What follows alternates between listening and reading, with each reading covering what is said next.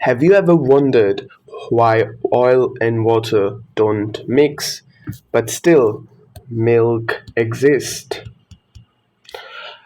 Well, or how soap removes grease from our clothes?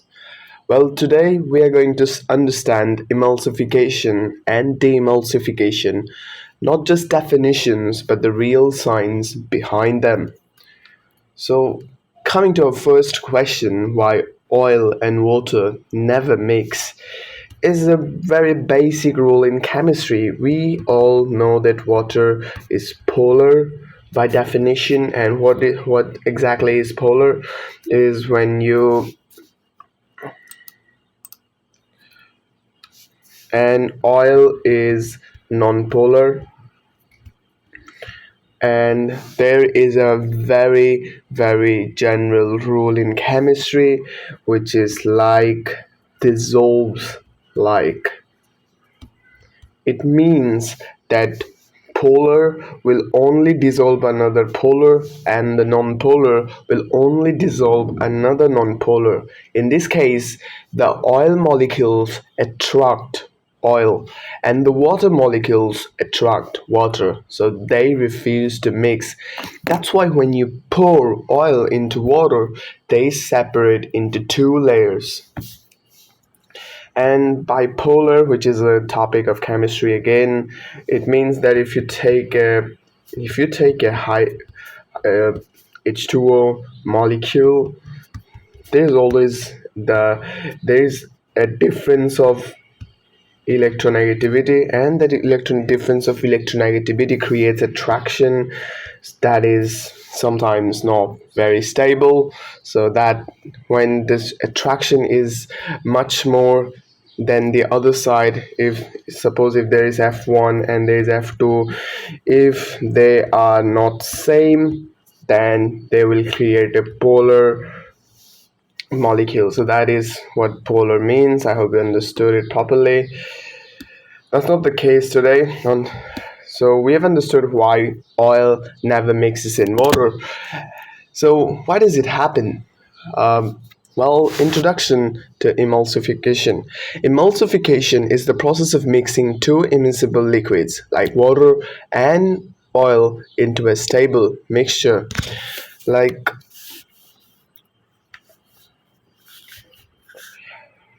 if we see an example here, if the introduction of emulsion is that if a liquid is dispersed in another immiscible liquid, immiscible means that doesn't mix with each other, then if we try to mix them, there is a process, and that process of mixing these two immiscible liquids is emulsification.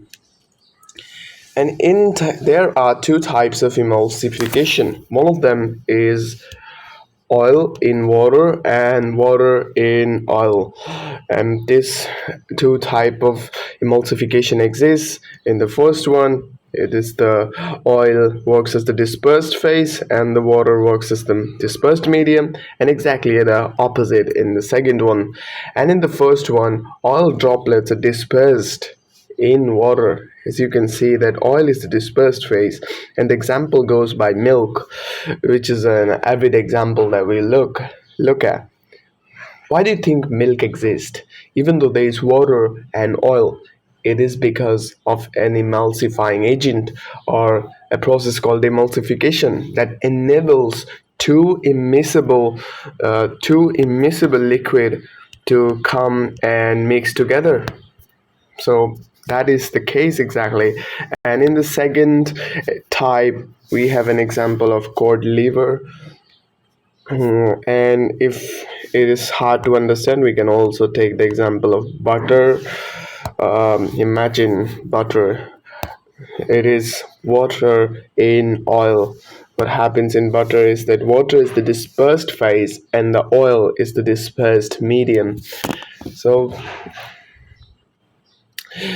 and if we try to see the distinction, is a distinction of the two type. In the first type, I told you before, the water oil is the dispersed phase and the water is the dispersed medium. And in the second type, the water is the dispersed phase and the oil is the dispersed medium. And here the water is a continuous phase, obviously, because it's the dispersed phase. It will be it's the dispersed medium, that's why it's continuous. And in this time the oil is continuous phase as it is the dispersed medium. So that's it. To test the type of emulsification, we can take a test, which is if we take oil in water solution and water in malt solution. If we add water here, it is miscible with emulsification because here the water is the dispersed medium. So if we add more water, it will be miscible. It will mix with each other. Miscible has another, what do they say, synonym, which is mix. But if we put water into a solution where oil is the dispersed medium, then it will not mix. Same is the case if oil is added, and in this case the water is the dispersed medium, not oil, so it will not mix. But in this time the oil is the dispersed medium, and that's why it will mix if we add more oil. So I hope it's understandable. Let me delete it.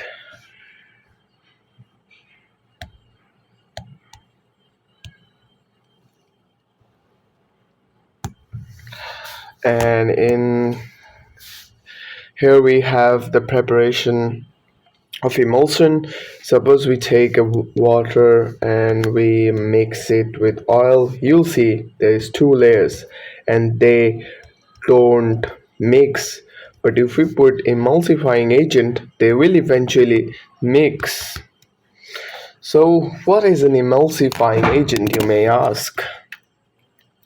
Well, if I give you a short definition of an emulsifying agent or an emulsifier, it is more like a myceli. We have studied in our previous lectures what a myceli is. A myceli or an emulsifier has two parts. One is the head, which is hydrophilic, that loves water, and one is the tail, that is hydrophobic, that basically repulses water, more like it likes oil. So we'll visually try to understand them by just mere words. I know you can't understand a lot of things. So if you take a study, the definition is the substances like soaps and or detergents which help in making the emulsion stable are called emulsifiers or emulsifying agent. What do you have? What do you need to make emulsion happen? This is an emulsifying agent, dispersed medium, and dispersed phase. So if you take a soap molecule, which is an emulsifier, what we see when we cleanse our clothes, we have studied it before. This how myceli work. It is also myceli. Is that this soap molecule turns into a part where one of the part is hydro. What is the hydrocarbon part? Let me take a different color. It is the hydrocarbon part. Hydrocarbons are non-polar. Hydrocarbons are non-polar, and this is polar. So this hydrocarbon part attracts the oil. As it is non-polar, it repulses water, and this head part that we have, it attracts water because it is polar. And after that we can see that the head part that attracts water, if I make you the thing visually step by step, it is the hydrocarbon part in this molecule, and the head is this, suppose, which has a carboxylic to it, and this part here attracts oil, and this part here attracts water. So suppose this is a cloth. I need some space here. Oh, let me make space. Then suppose it is a cloth. Oh, sorry for the drawing. I'm really bad at that. and there is anything like a grease or something like that, like oil, the cloth is basically dirty. So what happens here is that I think the cloth color, I should have taken it different.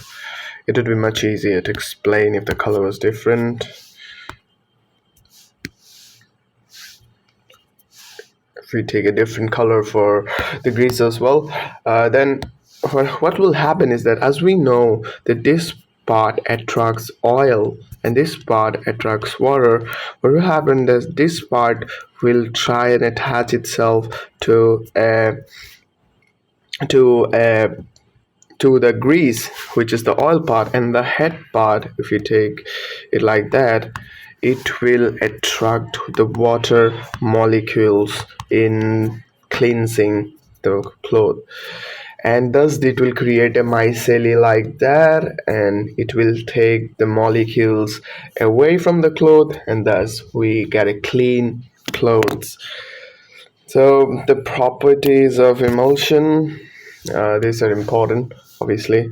The dispersed phase are known globules larger than particle soils, and the globules, they show, as they are colloidal solid, they show Tyndall effect, Brownian motion, and electrophoresis, etc., which we have detailedly studied in our previous videos.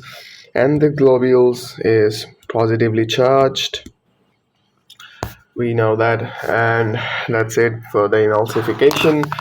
I hope you understood, and if you have any question you can ask below in the comment section. And after that we have the demulsification, which is the reverse process of emulsification. Demulsification is the process of breaking an emulsion back into separate oil and water layers. Why would you want to do that? The question can come like, uh, we are making the water and oil mix by emulsification, which is a tough thing to do already. Then why do we need the reverse process as well? Why do we need to de-emulsify things? And there's several use case of demulsification in industries like crude oil refining, wastewater treatment, textile processing. Well, obviously, one of the things is that I study textile engineering, so a lot of things I can tell you about how it is used in our industry. So never mind.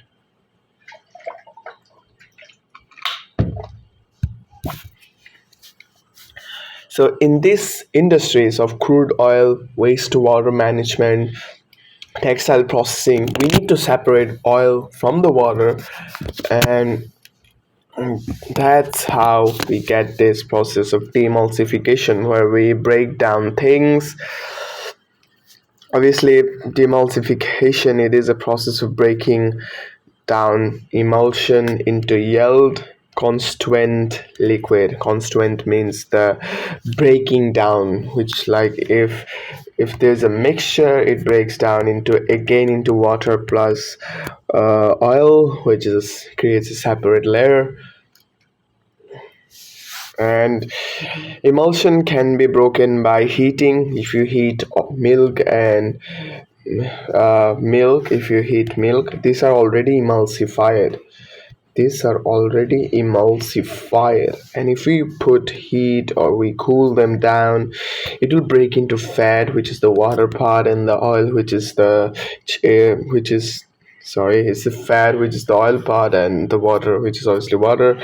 And we get something in Bangla written, which is known as Malai, favorite thing in our community, and we can only get it by cooling it down. So that is the process of emulsifying. Or other ways can be by mechanical way.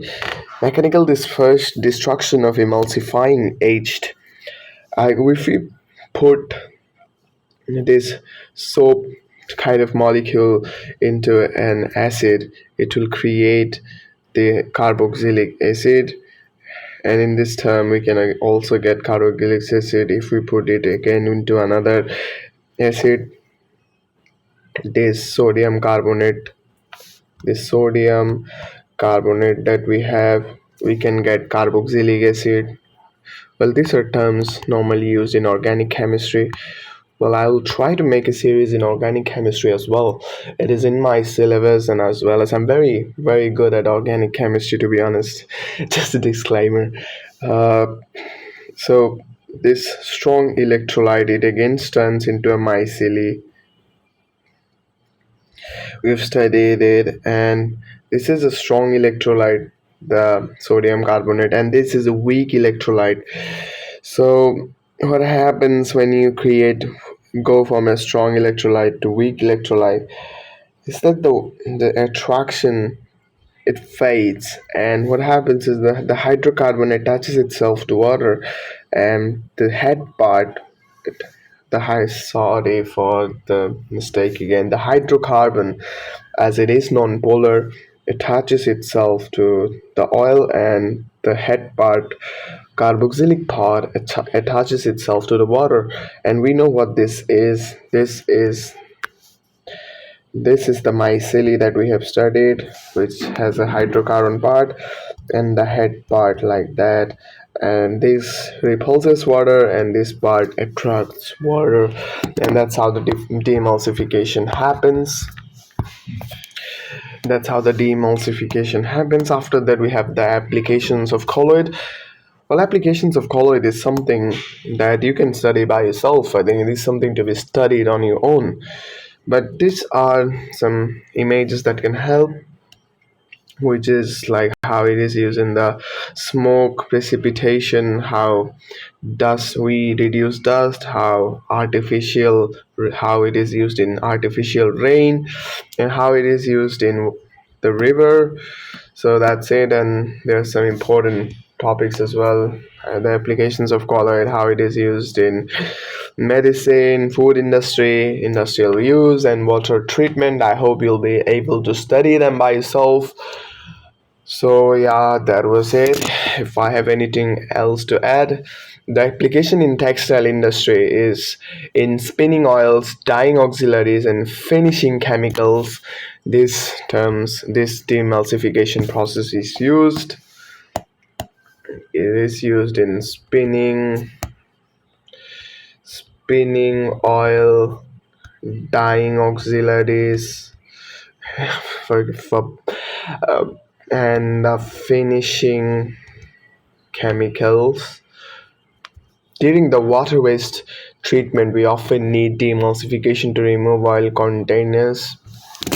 So we can see that this is where we see the application of demulsification in industry.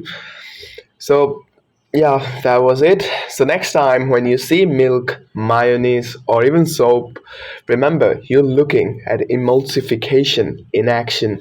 And when industries separate oil from water, that's demulsification. So the conclusion we can draw from here is that chemistry is everywhere. So if this helped you understand clearly, please like, share, and subscribe for more simple and powerful explanations.